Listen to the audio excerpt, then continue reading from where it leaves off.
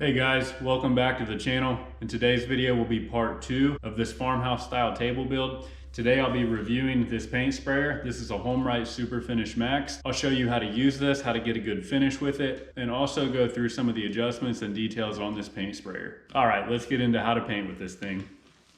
So here's the paint sprayer, which will be the subject of today's video. Just so you know, mine is dirty and with paint all over it from a lot of use. They don't ship it to you like that, in case you were curious. So the first question that I get asked often is, do you thin the paint? And I do not. I never have. I've used primer, latex, and enamel-based paint, and each of them spray very well. So all you do is you unscrew the hopper, the container, and then you pour it directly in, screw it back on, and you are ready to go. The paint sprayer is electric, so you'll need an extension cord to plug into unless you want to paint 12 inches from the outlet.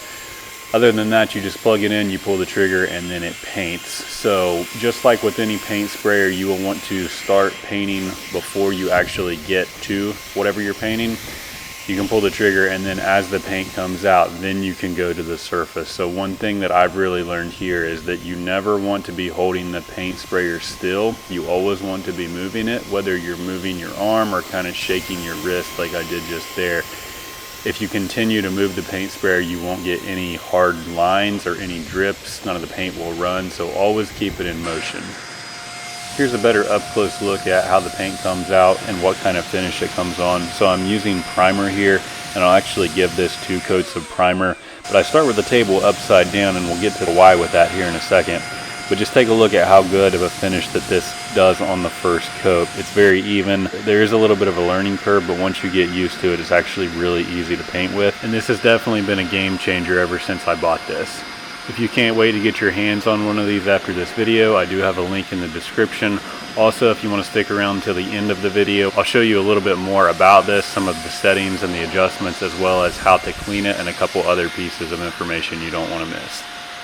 So I let the primer dry for about half an hour or so, and then I awkwardly flip the table right side up. Now, if you think this was an awkward way of flipping the table over, you just wait until later in the video. Because trust me, it gets better. Or maybe worse. Anyway, I won't keep you in anticipation of waiting on why I do the first coat with the table upside down. If you look here, you can see some of the unpainted spots that I couldn't get to because the table was upside down. So now that the right side upsides are already painted, I won't miss those on the second coat of primer. This is one reason as to why I like to do 2 coats of primer. And now that you've watched this video, you're an official certified Homeright Super Finish Max paint spraying expert, and you won't make the same mistake that I made before I knew how to do this trick. So when you're finished with the primer, you can just unscrew it and dump it right back into the can. I'll usually let the hopper set on the edge of the can and drain, and then you can set the paint sprayer aside, making sure you spill paint everywhere to give your workbench more character. So this little hose attachment piece is how you clean the sprayer out. I believe this is sold separately, but this is pretty much a must-have for cleaning it out. It makes things go really quickly, so you just put it in the sprayer and then you turn the water on, and eventually your paint sprayer turns into a water gun and you can spray all your enemies. In all seriousness, it only takes 10 or 15 seconds and it cleans the thing out very, very well. So while I have everything apart, I'll usually rinse off the insides too. After this, you can either put it up for storage or you can put the next paint in. So just like with the primer, I'll pour the paint directly into the container. Make sure if the paint has been setting for a while that you stir it up. This will give the paint more consistency throughout and ensure that you have a better finished product when you're done painting. At the time that I'm filming this video, it is summertime and the paint is warm setting out in my shop. So one thing to keep in mind, if you are painting in the wintertime, it's worth bringing the paint in to warm up to room temperature, which will help it flow a little better in the sprayer. The paint spray is usually pretty controlled and doesn't go everywhere, and I can normally avoid getting paint on myself by staying on the upwind side of what I'm painting. There were some swirling winds in this video, and I didn't feel like painting the inside of my lungs on this day, so I did throw a mask on. But for the most part, it's pretty easy to stay out of the line of where the paint's going, so this paint sprayer does a good job of directing the paint to what you're trying to paint, rather than all over the place. So because of the weather, I didn't have time to wait for the paint to dry before I flipped it over. So I made a game plan and figured the best idea was to flip the table up on my shoulders when I realized I was stuck and didn't know what to do next. So I shifted the table downward and then walked it over to the sawhorses, where I once again realized I was stuck. So I hopped up on the sawhorses that were definitely not meant to hold my weight and hopped over the table, managing somehow to both stick the landing and not kick the newly painted surface.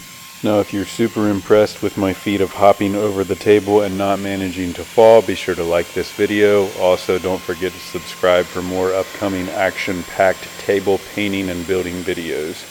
Anyway, back to the actual painting of this. So multiple coats of the paint will really help get you a good finish. And this last coat is really where you want to slow down and take everything slowly and make sure that you do have a good finish on it. I may be a little biased with this paint sprayer, but ever since that I bought this and began spraying with it, all my projects have turned out so much better, and I can get such a better finish than when I use a paintbrush with this. This has been an absolute game changer, and I am really happy that I made the purchase and switched to this. So here's an up close look at how the finish turned out on the frame. If you're comparing this to a paintbrush, there are no streaks or no heavy lines at all. One thing to note is that you can see some of the grain come through on the apron, so I could have sanded that down a little better, but I really don't think that makes that much of a difference. In addition to a better finish, this has saved me a ton of time. And overall, I would highly recommend this as an entry-level paint sprayer that you can pick up for about $100 or so. So I let everything dry, carried the table away, and then that would be it for the painting portion.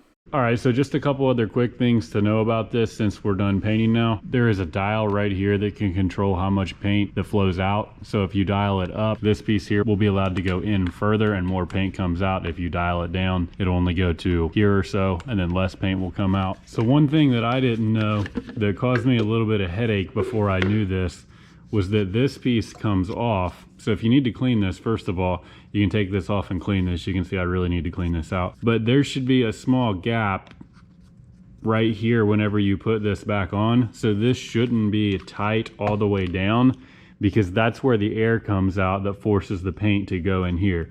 So if you take this piece off, whenever you put it back on, make sure that there's a gap up in there, that this isn't touching all the way. Otherwise, you're not going to get any paint that'll flow up in here.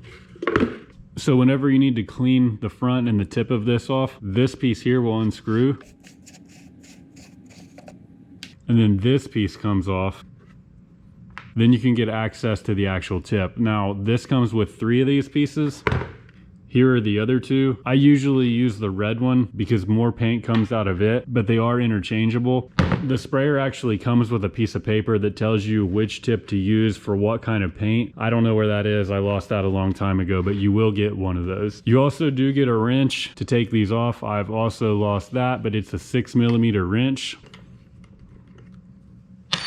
that'll basically just break this loose, and then this unscrews and it can come out, and then you can put the other one back in. So whenever you need to clean these off, and you will every now and then, you can just unscrew them, clean them off, and pop them right back on. Then this piece goes back on here, and then finally that piece. This nozzle here is actually adjustable, so it can spray this way. I think the spray goes side to side, and if you turn it this way, the spray will go up and down. There should be a little spring mechanism that goes in here, so that's actually another piece that I've lost, but without that, it still works fine. One other thing is that you get this brush here, which you can use to clean these nozzles out and clean anything out in the front of the sprayer here.